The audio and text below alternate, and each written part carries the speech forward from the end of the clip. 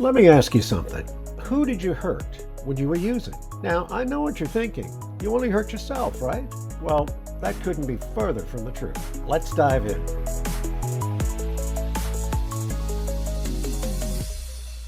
In this video, I want to talk to both the addict and the victims. Yes, victims, plural. Here's the truth. Addiction isn't just a personal battle. It's a wildfire, and it burns everyone in its path. Your parents, your partner, your kids, your coworkers, maybe someone you barely remember. But here's the good news. In recovery, we don't just stop the damage. We start the healing. My name is Glenn. I'm a recovered alcoholic, and I drank for 40 plus years. And by the grace of God, I've been sober now for over 5,000 days. Everything I share is just my opinion and comes from my experience in recovery. So let's talk about how addiction affects those around us and how we can make it right. There's something called the ripple effect. Now, that's not from the wine of the same name, popular back in the 70s and 80s. It's a real thing. A classic example of the ripple effect is if you drop a stone into a still pond, the initial splash creates expanding circles that spread outward. When we're in the middle of addiction, it's hard to see past ourselves. We think we're only hurting ourselves. If we're not locked up or dead, we're managing. But addiction doesn't work in isolation. It spills into every relationship, family, friends, coworkers, even strangers. And long after we sober up, there can be damage left behind. That's what today's video is all about. Not shame, not guilt, but truth, healing, and responsibility. So let's talk about how the ripple effect begins. Let's start with family. Addiction in a family creates instability, fear, and mistrust. Your parents may have lost sleep, wondering if you'd survive the night. Your spouse or partner may have carried the whole weight of the household. They start living a double life. To the outside world, they keep up appearances. They post the smiling photos and they show up to school plays. They talk about your weekend as if everything was just fine. But inside, home is a battlefield. The constant stress of worrying, of waiting for that phone call, of bracing for the next crisis. It takes a huge physical and mental toll. Research shows that family members of people with substance use disorders have much higher rates of anxiety, depression, and stress-related illness. And in some cases, the people who loved us the most became the ones we hurt the most. And for children, the impact is catastrophic. In the United States, nearly 1 in 4 kids, that's about 19 million kids, live in a home with a parent or a caregiver who has a substance abuse disorder. They're forced to become adults way too soon, often taking care of their own parent. This kind of environment is a breeding ground for trauma. And these kids, they're 3 times more likely to be neglected or abused, and they face a much higher risk of developing their own problems with substance abuse. The kids learn that love feels conditional, that home isn't a safe place, and that person who's supposed to protect them is the source of their fear. The laughter stops, the bedtime stories are gone. The stability they need is replaced by a constant hum of anxiety that becomes the soundtrack of their childhood. Beyond the family, the ripple effect tears through friendships, and at first friends really try to help. They offer support, they listen, they give advice. Well, addiction changes the way we relate to our friends. We lie to them, we use them for money, rides, or a place to crash. Some enabled us without even realizing it, and some walked away completely for their own sanity. In recovery, it's hard to admit that we were the toxic ones. Friendship in recovery isn't about being perfect, it's about being accountable. But addiction is a relentless disease. It makes people selfish, it makes them unreliable. The person they knew starts to fade, replaced by a ghost who only appears when they need something. For friends, it's a strange kind of grief. You know, you're mourning someone who's still alive. You feel helpless, frustrated, and honestly, a lot of the time you just feel angry. The damage doesn't stop at family and friends. It even follows the addict or alcoholic to work, creating hidden victims out of colleagues and employers.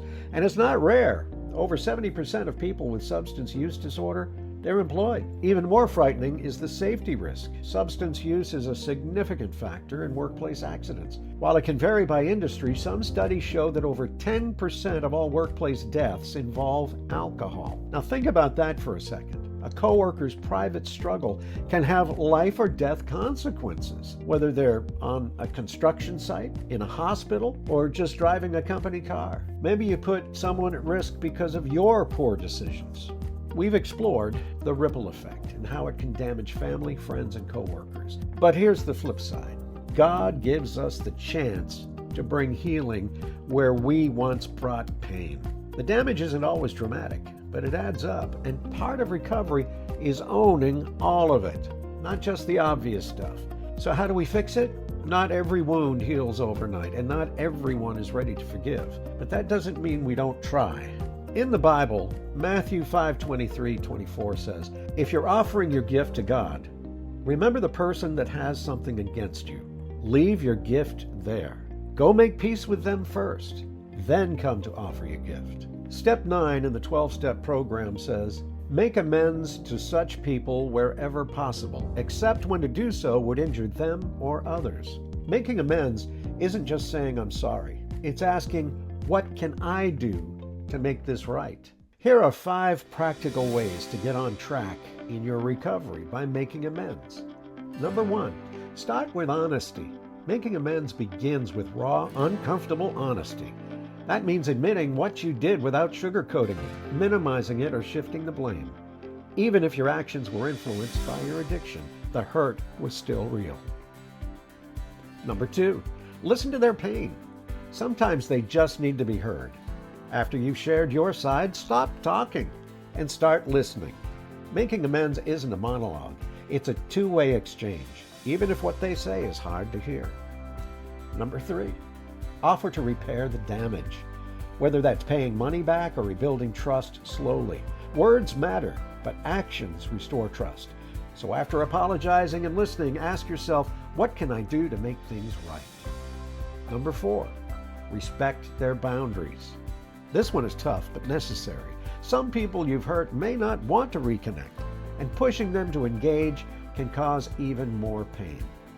That's why step 9 says, except when to do so would injure them or others.